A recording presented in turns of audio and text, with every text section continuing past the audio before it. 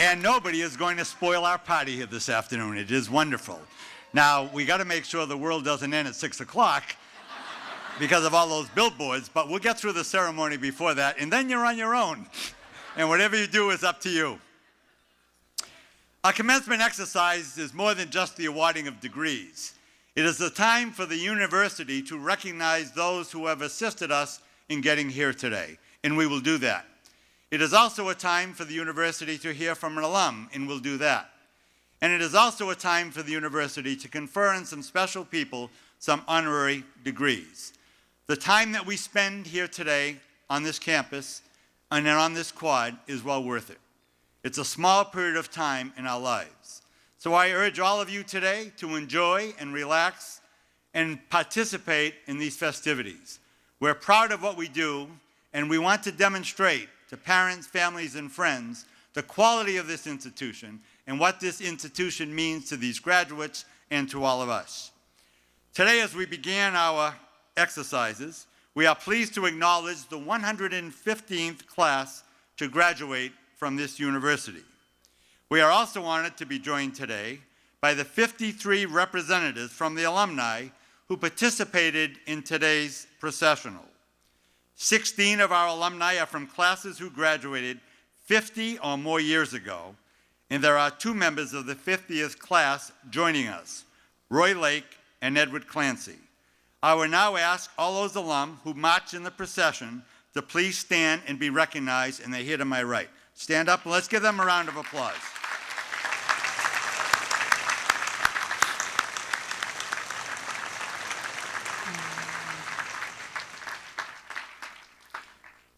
In addition to these people who marched, there are a number of alumni who were here also.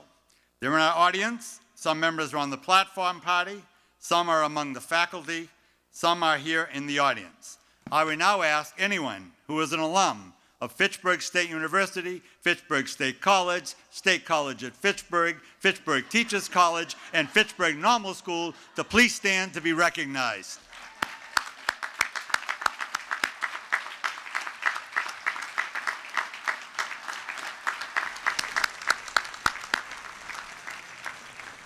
I was also standing, if you didn't realize that. So. I also want to thank the senators and reps who were with us. They were introduced by Senator Flanagan. I appreciate their constant attendance and support of this university. You've already met Chairman Gregg Lisciotti, but I want to introduce other members of the Board of Trustees.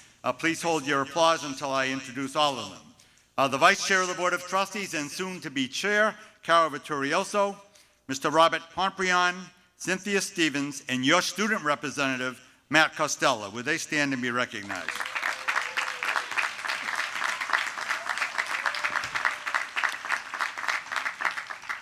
Seated in the front row of the undergraduates of the senior class office and student government offices who led today's processional, and they're to my left.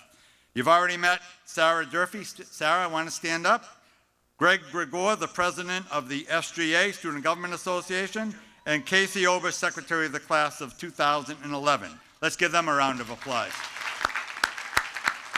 Good job, guys. We'll have all of you stand up at some point, so you'll get your day. Also each year, it's a time at a commencement to renew our traditions and to reflect on the events of the past year. The history of Fitchburg State University is long and distinguished.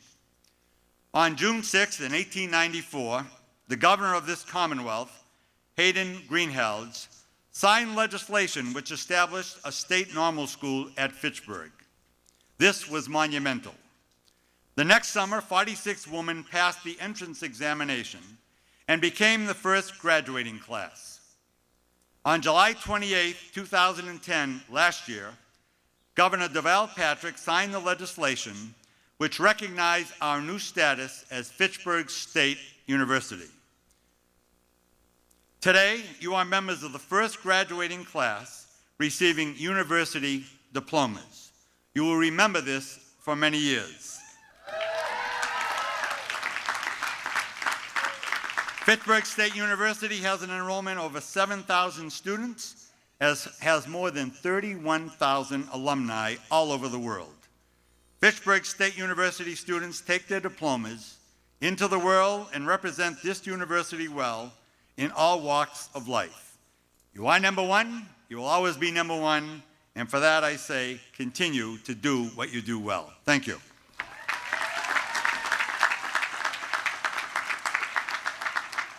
One of those 31,000 alums is here today on this podium to address you.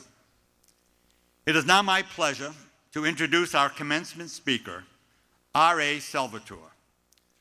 Mr. Salvatore is a major figure in modern epic fantasy literature, a best-selling author who is also a member of an exclusive group, a Fitchburg State graduate. We are honored today to continue the tradition of having one of our accomplished alumni deliver the commencement address. In his books, games, and other projects, Mr. Salvatore has created unique characters and whole worlds that have captivated legions of fans. This talented and prolific writer has sold 17 million books across the globe. Even as a successful publisher, author, Salvatore saw the value of continuing his education. He returned to Fitchburg State 10 years after graduating to earn a degree in professional writing. And 6 years later, he donated his letters, manuscripts, and other material for the R.A. Salvatore collection housed in our library. He is also an active and engaged community servant, coaching sports, promoting reading, and serving on the Leominster Public Library Board of Trustees. What an emblematic example for others to follow. Will you please join with me in welcoming Mr. Salvatore back to Fitchburg State University.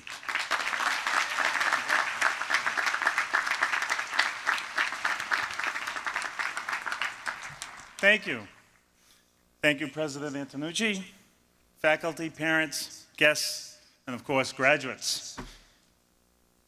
I appreciate the invitation to come here and share this big day. And for everyone here, it's just that, a big day, an important day, a milestone, a memory. Maybe it's once in a lifetime for some of you. For me, it's once in a decade. I got my first degree from FSC. Yes, it was Fitchburg State College then, of course, back in 1981. Then I came back here in 1991 to get my second degree. In 2001, I was back here again like clockwork, and it was still Fitchburg State College, this time to receive a Distinguished Alumni Award. That's right, I'm distinguished. Make sure you tell that to my sisters, my mom, my kids, and particularly my wife if you run into them after the ceremony. So when my phone rang and the caller ID identified it as Fitchburg State University, I figured it was a fundraising call. They do a lot of that, you know, or you're soon to find out. So I thought, is someone asking me for money? Do I answer or don't I answer? You know. But then I thought, wait a minute, it's been 10 years. 81, 91, 2001, 2011. Something must be up for graduation. So I answered the call, and here I am. So thank you all for letting me keep my streak alive. Today is also an important day for my family. It's my mother's 90th birthday. I'll get back to that.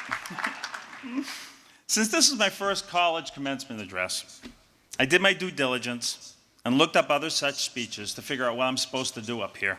It was interesting reading. I'm supposed to tell you to find a career and not a job, to lean your career ladder against the right building, to be all that you can be, or some such. I'm not going to do that. I'll leave that to the people who paid your bills.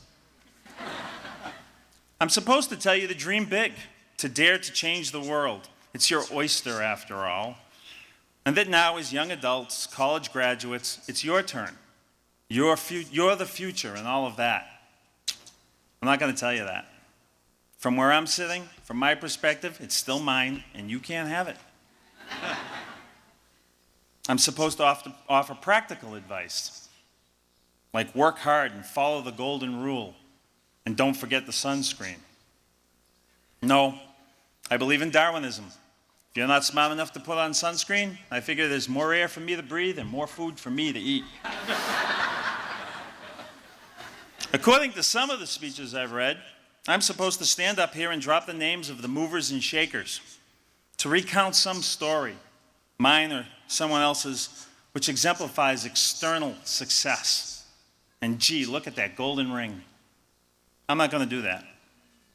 For most of you here, the important people in your lives, the ones you will look to for inspiration and example, the ones who will share your joys and help you through the tough times, are the folks you should turn to for specific advice. They know you, they care. And finally, since I'm from Leominster, that pioneer city, and hearkening back to Dustin Hoffman, the most famous graduate of all, I'm supposed to say one word to you. Just one word. Are you listening? Plastics. But no, forget I said that. So if I'm not going to tell you to go out there and take over the world, or find the path to your Ferrari or 4 beach houses you're never going to visit anyway, or if I'm not going to inspire you to fly to Haiti or some other impoverished country and change the world for better, then what am I doing here? Well, first of all, I'm going to tell you about my mom. Salvatore Home Movies, you lucky people. Let me set it up for you. I'm the youngest of 7, so Mom was nearing 40 when I was born. By the time I was old enough to actually remember anything, she was in her mid-40s, living a very settled life, very settled. I knew what we were going to have for dinner Monday through Friday, and not just this week, next week, the week after that, and the week after that. Stable and uneventful, this was the life I knew at home. My mom's health started declining a few years ago. To this day, her mind's sharp. She can still cut you down with her sarcasm or beat you in a game of cribbage. But her body hasn't held up quite as well. A couple of years ago, she broke her hip. We had to move her to a nursing home. I'm happy to report that she's thriving there, and we get her out all the time. A couple of weeks ago, we took her to Fenway Park. My whole family came in, her first Red Sox game. And later today, we have a party for her, getting her out of there again. Now, one day soon after she entered the home, I went to visit Mom, and one of my sisters was there. I've got 5 older sisters, but that's a different speech for a darker day. It was one of those New England October days, you know? It was a bit chilly, white clouds in the sky, the leaves falling, a little brisk wind. You know, perfect, New England perfection. So my sister and I bundled Mom up and took her outside in the garden of Sterling Village. What a strange, unexpected, and wonderful day. Mom began recounting the stories of her life, tales woven long before I came along. She laughed straight from her belly. She told us about roller skating in Fitchburg during the Great Depression. She told me about meeting my dad, who was a rascal, I guess, a musician in a band playing saxophone. Now, I knew all these things about our history, but only superficially. This day, remember, she had just gone into this nursing home, and we didn't know how many more times we were going to get together. This day, I not only paid closer attention to those stories, but I prompted her for more details. Suddenly, I wanted to know everything about this person I had known all my life, but had known only in one role. Suddenly, fearing that time might be running out, I needed to know these things. The stories she told us that day. She and 2 other women chased their husbands across the country, driving to Arizona and Kansas as the men prepared to enter World War II. She had a miscarriage on that trip. I had no idea.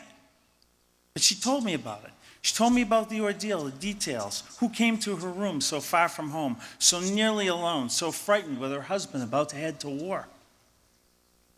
What must it have been like to drive across the country in 1941? This is before the National Highway System was put in place, before there was a McDonald's, Burger King, or KFC off every entrance. How did they eat?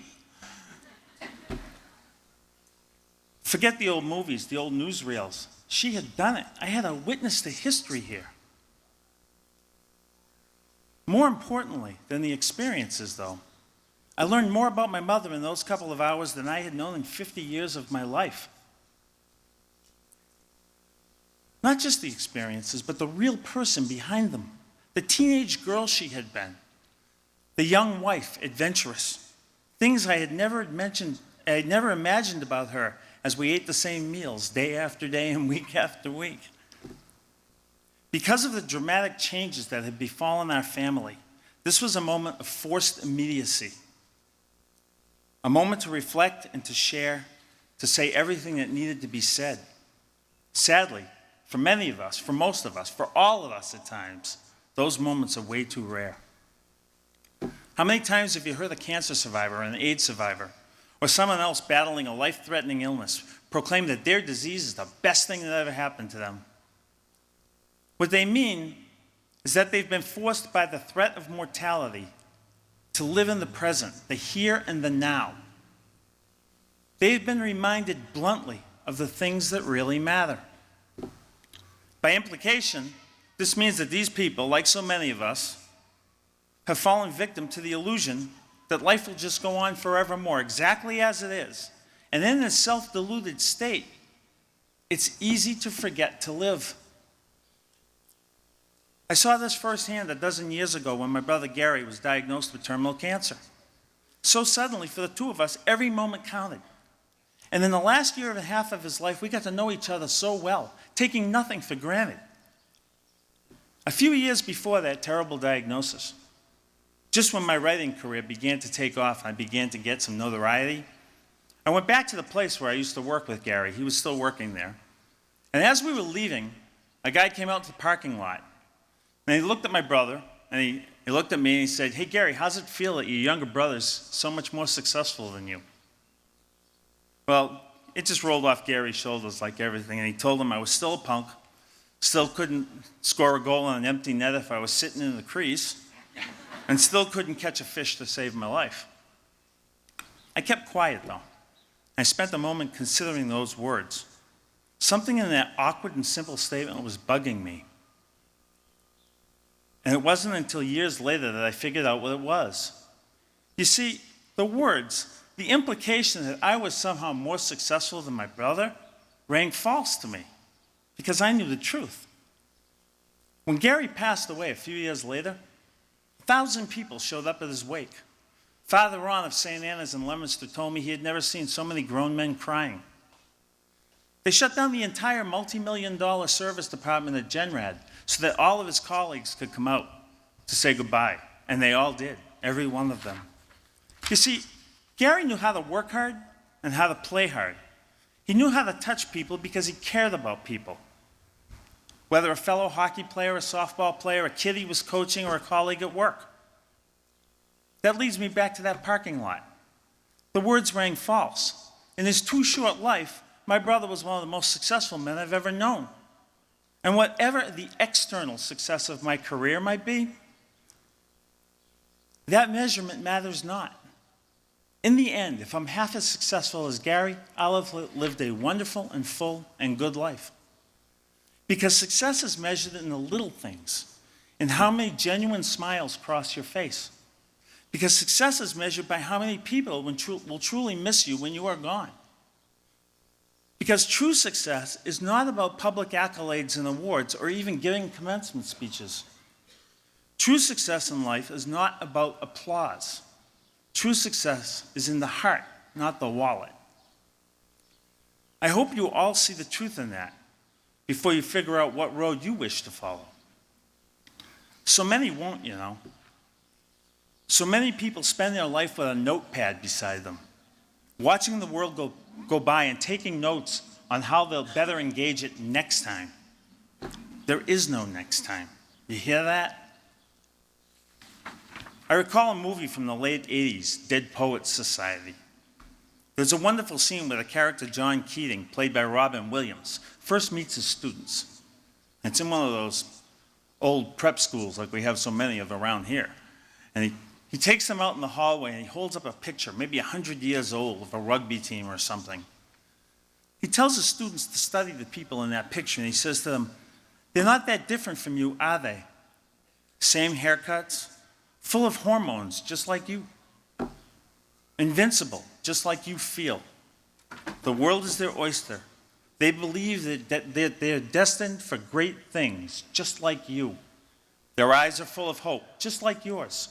And then he pauses, and he asks them, Did they wait until it was too late to make of their lives even one iota of what they were capable? And finally, he finishes with the point of it all, carpe diem. Seize the day. So I didn't tell you all the things I was supposed to tell you according to those other speeches, because the answers are your own to find. And there'll be different answers for each and every one of you. Whether you'll be a great philanthropist, an important writer, a movie star, a captain of industry, a wonderful parent, a person who has a job simply to support your recreation time, or a beach bum in the Virgin Islands, or any combination of those or a million other things, is your choice to make, not mine to make for you. Now, don't think for a moment that I'm minimizing or disparaging ambition, okay? Setting and achieving goals is one of the most important elements of finding satisfaction in your life. Absolutely.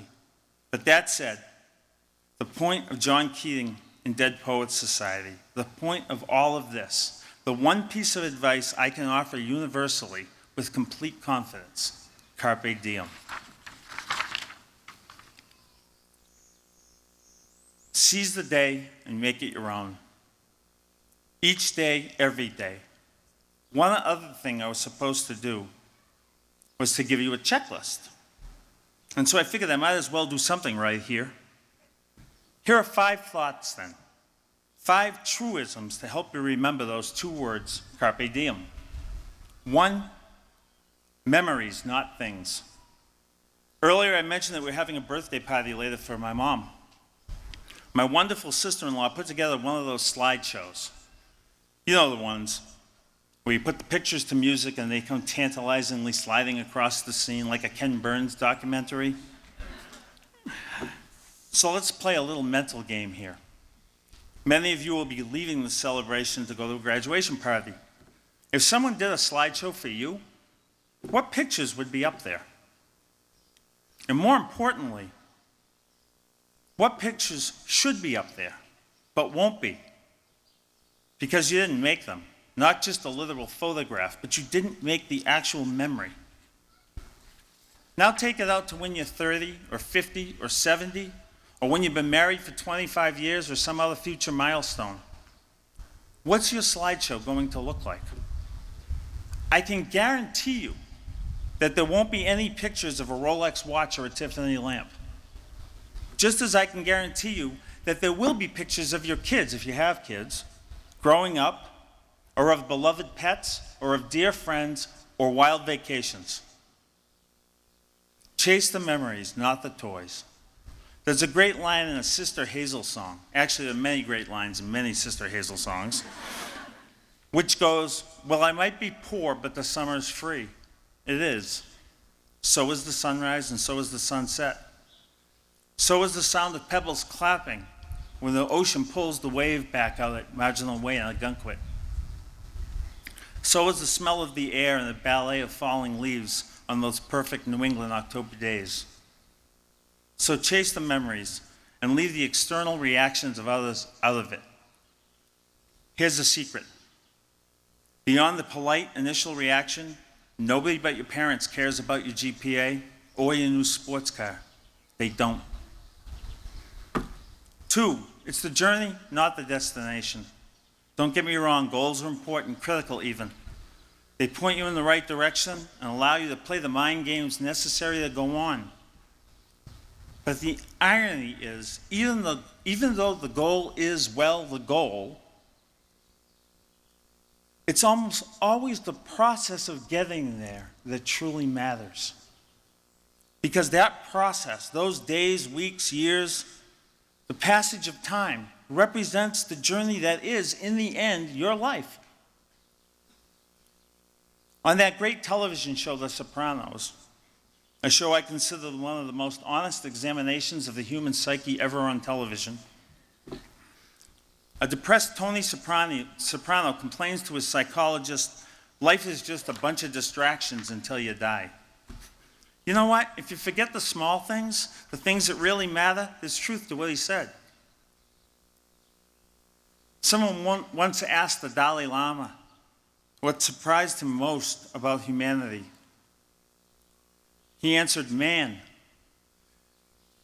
Because he sacrifices his health in order to make money. Then he sacrifices money to recuperate his health. And then he's so anxious about the future that he does not enjoy the present. The result being that he does not live in the present or the future. He lives as if he is never going to die, and then dies having never really lived. Which brings me to number 3. Stop being afraid. You don't dance in public, not because you hate dancing, but because you're afraid of looking stupid.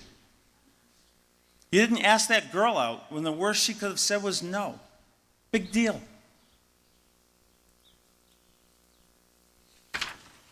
4, play baseball.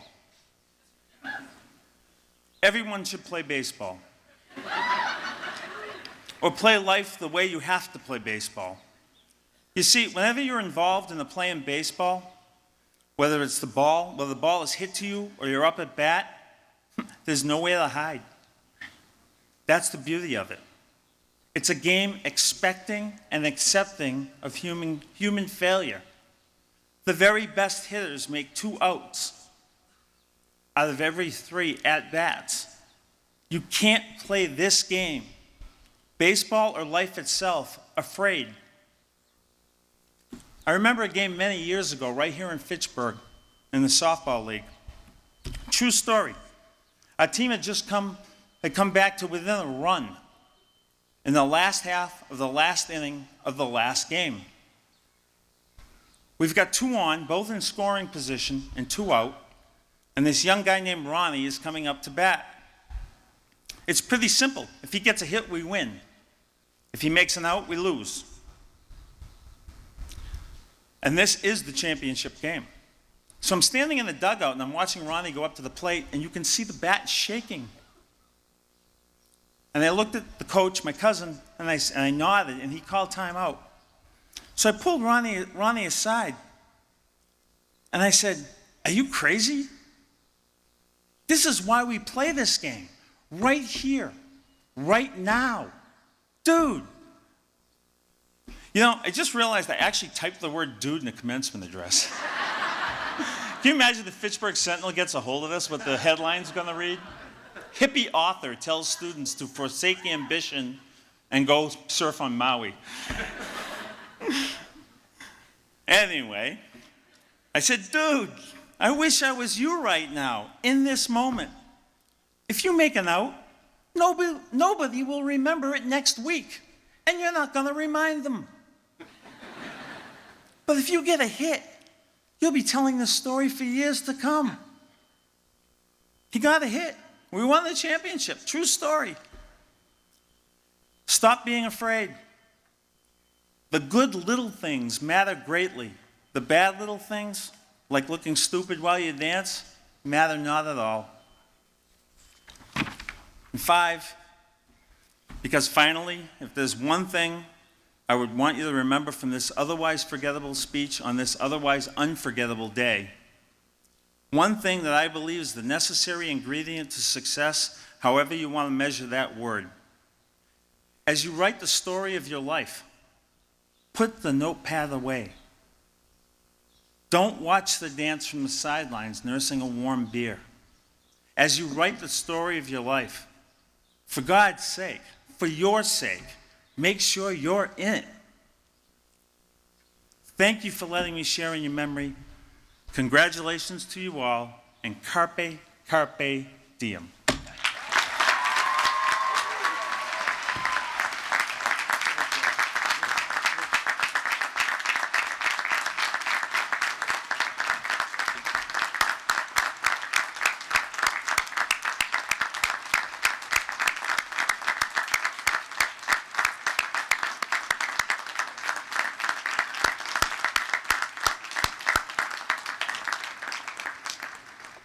Bob, that was wonderful. And for all of you here, we had a little dinner last night, and Bob and I were reminiscing. We both grew up in the same neighborhood, along with Mike Ferrantino.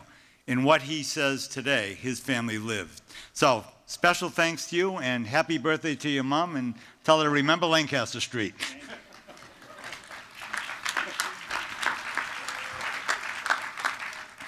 We're now going to have a couple of recognitions and get on with our awards. But several years ago, Fitchburg State University was recognized as the Leadership University by the Board of Higher Education. The Leadership Academy Honors Program was established, and in 2011, 9 Leadership Academy students, and I'm going to name them and have them stand as I name them: Mary Beth Donlin, Carl Fowler, Eric Gregg, Ethan Hansen, Kimberly Hyman, Allison Landry, Joseph Marine, and Amanda Rossi have completed honor theses. These students have earned the distinction of Commonwealth Scholars, a very high recognition. Congratulations on your academic achievement. Great job. One of them either will be an author or the president, so I don't know, one of them. In 1997, a Student Leadership Award was created to honor undergraduate students who exemplify the ideal of true purposeful leadership. The class of 2011 is a class of outstanding leaders. A number of students were nominated for the Student Leadership Award, and it was, this year especially, a very difficult decision. However, I am very pleased to announce at this time that Eric Gregg has been selected as this year's recipient. Eric, come on up.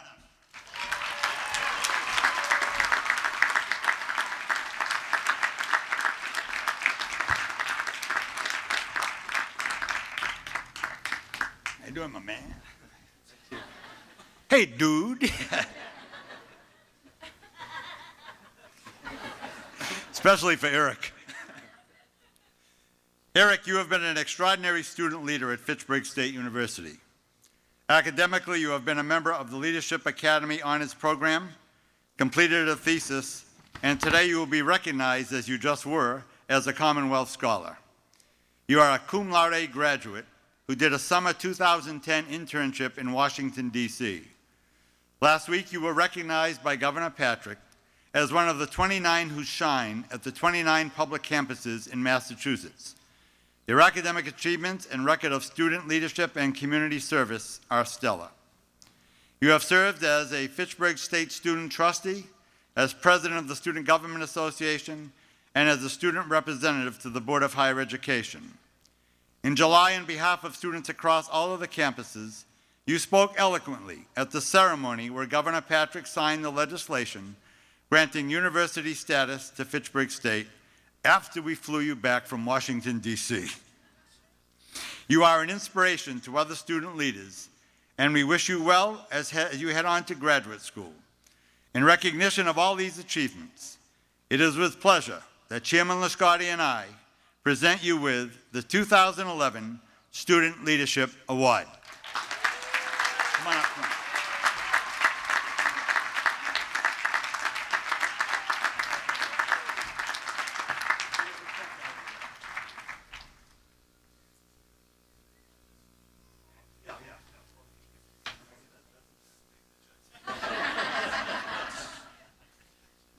You notice he took the check and left the certificate here.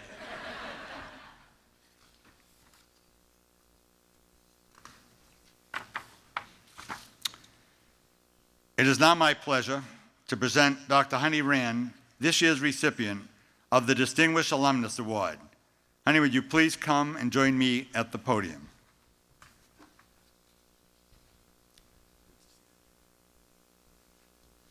Dr. Rand, you have dedicated your professional career to fighting for our most precious natural resources. You have waged this battle with words as your weapons, using your powers of persuasion and your intellect to make a difference.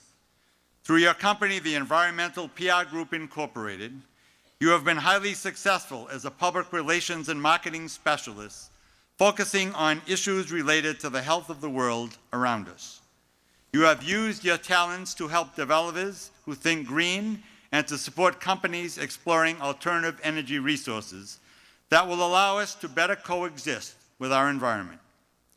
You have taken on those institutions and companies who would damage the ecosystem for their own benefit. And you have done all of this while earning the respect of your peers and even your opponents. For your passionate pursuit of environmental justice, and your advocacy for sustainable values and practices, we are proud to recognize you with the Distinguished Alumni Award, and I am pleased, along with Chairman Lisciotti, to present this award to you, and you're also recognized this morning at the Alumni Breakfast. Congratulations. Let's step out.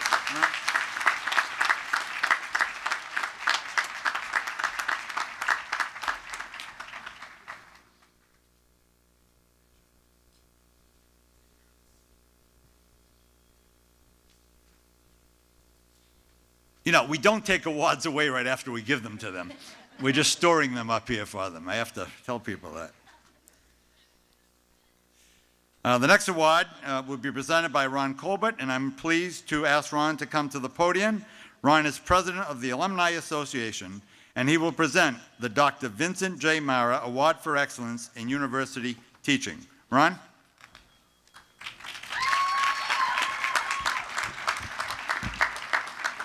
In 1989, an annual award for teaching excellence was created by our Alumni Association to honor Vincent J. Mara, who served as president of Fitchburg State from 1976 to 1995.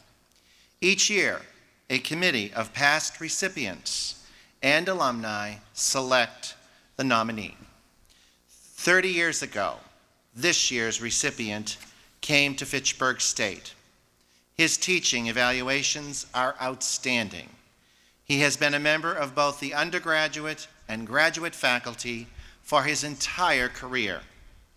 He has encouraged both graduate and undergraduate students to be involved in research and fieldwork, from bats in New Hampshire to small mammals in Kenya